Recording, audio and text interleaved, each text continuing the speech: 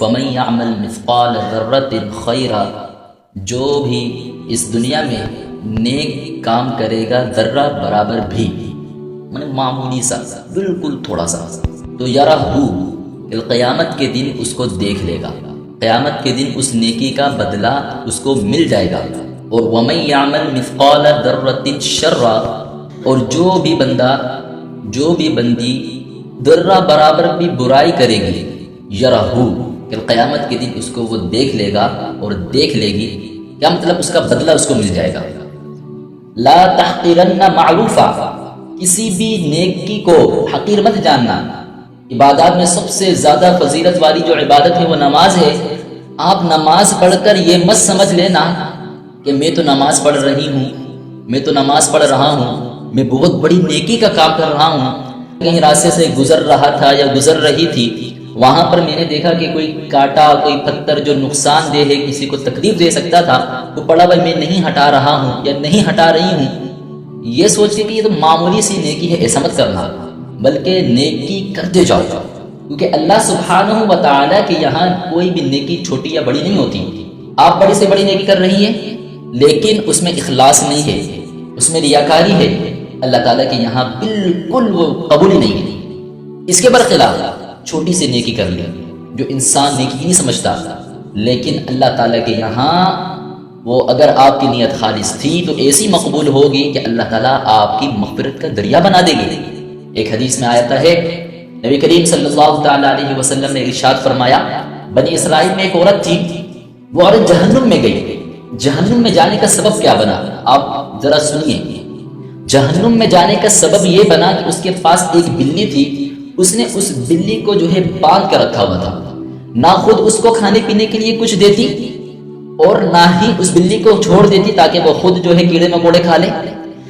اس بے زبان جانور کو تکلیف دینے کی وجہ سے اللہ تعالیٰ نے اس بنی اسرائیل کی جو عورت تھی جہنم میں ڈال دیا۔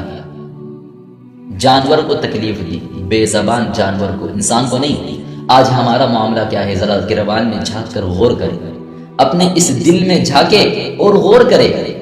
ہم جانور تو دور کی بات ہے، انسانوں کو تکلیف دیتے ہیں، اور انسان دور کی بات ہے، رشتہ داروں کو تکلیف دیتے ہیں۔ رشتہ دار بھی دور کی بات ہے، ہم تو اپنے والدین تک کو تکلیف دے دیتے ہیں، اپنے اولاد کو تکلیف دے دیتے ہیں، یہ سمجھتے ہوئے کہ ہم تو ماں باپ ہیں، ہماری ہی بدماشی ہے، ہمارا ہی سب کچھ ہے۔ اور بچہ اس وجہ سے کہ ماں باپ بوڑھے ہو چکے ہیں، ان کو کچھ کوئی پتہ نہیں دنیا کا، ان کو معلوم ہی کیا ہے، میں تو بہت دنیا والا ہوں، میں تو بہت زیادہ دنیا کو جانتا ہوں، تو ماں باپ کا کہنا ہی نہیں مانتے، ماں باپ کو تکلیف دیا جا رہا ہے۔ یہ بہت بڑا ظلم ہے۔ اللہ تعالیٰ اگر پکڑنے میں آئے تو اللہ تعالیٰ جو ہے پھر یہ نہیں دیکھتا کہ یہ گناہ بڑا ہے یا چھوٹا ہے، اور لیکن جب وہ رحمت کا معاملہ فرماتا ہے تو پھر یہ نہیں دیکھتا کہ یہ نیکی چھوٹی ہے یا بڑی ہے۔ اس لیے ہمیں چاہیے عمل کرتا رہے، نیک عمل کرتے رہے، چھوٹے بڑے جتنے نیک اعمال ہیں ہم وہ کرتے رہے، اور جتنے بھی گناہ چھوٹے بڑے اس سے ہم بچتے رہے۔ اور نیک عمل کرنے کے ساتھ ساتھ دل میں تکبر نہ آ جائے کہ یار چلو میں نے جو ہے اب نیک کام کرنا شروع کر دیے ہیں، میں ہر چھوٹے بڑے نیک کام کر رہا ہوں، چھوٹے نیکیاں بھی کر رہا ہوں، بڑی نیکیاں بھی کر رہا ہوں۔ ایسا نہ ہو کہ دل میں تکبر آ جائے، دل میں تھوڑی سی بڑائی آ جائے۔ نہیں، حدیث میں آتا ہے اللہ تعالیٰ کے کچھ بہت سارے فرشتے ایسے ہیں جب سے وہ پیدا ہوئے ہیں، رکوع میں گئے ہیں تو رکوع کی حالت میں ہیں، سجدے میں گئے ہیں تو سجدے کی حالت میں ہیں، قیامت تک وہ اسی حالت میں رہیں گے۔ اور جب قیامت برپا ہوگی اور جب وہ رکوع اور سجود سے اٹھیں گے اور اللہ تعالیٰ کی ذات مبارکہ کو جب دیکھیں گے، وہ سارے کے سارے فرشتے ایک زبان ہو کر کہیں گے، اے اللہ ہم نے تیری عبادت کا حق ادا نہیں کیا۔ تو میں اور آپ کیا چیز ہے؟ ہم کیا چیز ہے جو اللہ کی عبادت کا حق ادا کرے؟ ہماری عمریں ویسی چھوٹی، پھر اس میں بھی ہماری نمازیں جو ہے وہ بھی یعنی کہ وقت کم، اور اس میں بھی ہماری نماز جو ہم پڑھتے ہیں وہ اتنی جلدی جلدی، تو ہم اس عمل کی بنیاد پر یعنی کہ اللہ تعالیٰ سے بول سکتے ہیں کہ اللہ اس عمل کی بنیاد پر مجھے جنت میں ڈال دے۔ تو اس لیے لہٰذا نیکی کا کام کرتے رہے اور اللہ سے اللہ کا فضل مانگتے رہے، اللہ سے اللہ کی رحمت کا معاملہ مانگتے رہے، اللہ سے خیر و عافیت مانگتے رہے، اللہ کہ تو ہمارے ساتھ فضل کا معاملہ فرمانا، عدل کا معاملہ مت فرمانا، کیونکہ اگر اللہ تعالیٰ عدل کرنے میں آ گیا تو میں اور آپ کوئی نہیں بچ پائے گا. ہاں اللہ کا فضل ہے، اللہ تو اپنے فضل کا معاملہ فرما. نبی علیہ الصلوۃ والسلام نے ارشاد فرمایا لا ینجا احد عملہ، لا ینجا احد منکم عملہ، تم میں سے کسی کو بھی اس کا عمل قیامت کے دن نجات نہیں دے پائے گا. دوسری حدیث میں آتا ہے تم میں سے کسی کو بھی اس کا عمل جنت میں داخل نہیں کروا پائے گا. صحابہ کرام رضوان اللہ علیہم اجمعین نے عرض کیا اے اللہ کے نبی کیا آپ کو بھی نبی علیہ الصلوۃ والسلام نے ارشاد فرمایا کہ ہاں مگر اللہ کے فضل کے ساتھ، اللہ کا فضل ہوگا تو جنت میں جاؤں گا. تو اس لیے اللہ تعالیٰ سے فضل مانگنا چاہیے، اللہ تعالیٰ سے رحمت مانگنی چاہیے. اس لیے لہٰذا آج ہم یہ بات اس درس میں تہیہ کر لیں، پکی نیت کر لیں. آج کے بعد کوئی بھی نیک کام نہیں چھوڑے گا، چھوٹا بڑا نہیں دیکھے گا، ہر نیک کام کرنا ہے. دوسرا ہر گناہ سے بچنا ہے، یہ نہیں کہ چھوٹے بڑے گناہ، نہیں، سب گناہ سے بچنا ہے. ہر نیک کام کرنا ہے اور ہر برائی سے بچنا ہے. کیوں؟ اگر آج ہم نے دنیا میں یہاں پر نیک عمل کیا، قیامت کے دن اللہ تعالیٰ ضرور اس کا بدلہ دے گے.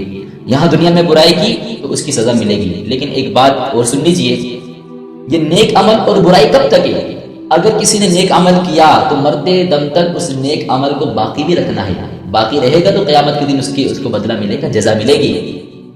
اگر مرنے سے پہلے اس شخص نے نیکی ضائع کر دی تو کچھ نہیں ملے گا. اسی طرح اگر برائی کر لی، اگر توبہ نہیں کی تو اس کی بدلہ، اس کا جو سزا ملے گی قیامت کے دن. لیکن اگر برائی ہو گئی، گناہ ہو گیا، تو پھر توبہ کر لی، قیامت کے دن اللہ تعالیٰ اس برائی کی، اس گناہ کا سزا نہیں دے گا. اس لیے ہر عمل کو کرنا ہے، کسی عمل کو حقیر نہیں سمجھنا ہے. اور ان نیکیوں کی قدر تو اس کو ہوگی جس کو یہ پتا ہے کہ قیامت کو اگر ایک نیکی کی ضرورت پڑ گئی تو کوئی نیکی دینے کے لیے تیار نہیں ہوگا. اور اس لیے اللہ رب العزت قرآن مجید میں فرماتے ہیں یوم یفر المرء من اخیہ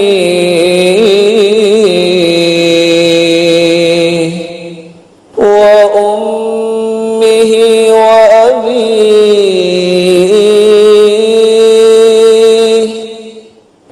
وصاحبته وبنيه لكل امرئ منهم يومئذ شأن يغنيه. اس دن تو بھائی بھائی سے بھاگ جائے گا. وَأُمِّهِ وَأَبِيهِ، والدین کو انسان چھوڑ دے گا. وَصَاحِبَتِهِ وَبَنِيهِ، اپنی بیوی سے بھاگ جائے گا، اپنے بیٹوں کا انکار کر دے گا. ہر شخص کو اپنی ہی پڑی ہوگی، کوئی کسی کے لیے نہ سوچ پائے گا. بلکہ قرآن مجید میں اللہ رب العزت دوسری جگہ فرماتے ہیں يُبَصَّرُونَهُمْ يَوَدُّ الْمُجْرِمُ لَوْ يَفْتَدِي مِنْ عَذَابِ يَوْمِئِذٍ بِبَنِيهِ وَصَاحِبَتِهِ وَأَخِيهِ وَفَصِيلَتِهِ الَّتِي تُؤْوِيهِ وَمَنْ فِي الْأَرْضِ جَمِيعًا ثُمَّ يُنْجِيهِ. کل قیامت کو جب مجرم کو جہنم نظر آئے گی، یود المجرم لو یفتدی من عذاب یومئذ ببنیہ، وہ کہے گا اے اللہ میرے بچوں کو جلا دے، مجھے چھوڑ دے. وصاحبتی واخی، اے اللہ میری بیوی کو جلا دے، مجھے چھوڑ دے. میرے بھائیوں کو جلا دے، مجھے چھوڑ دے.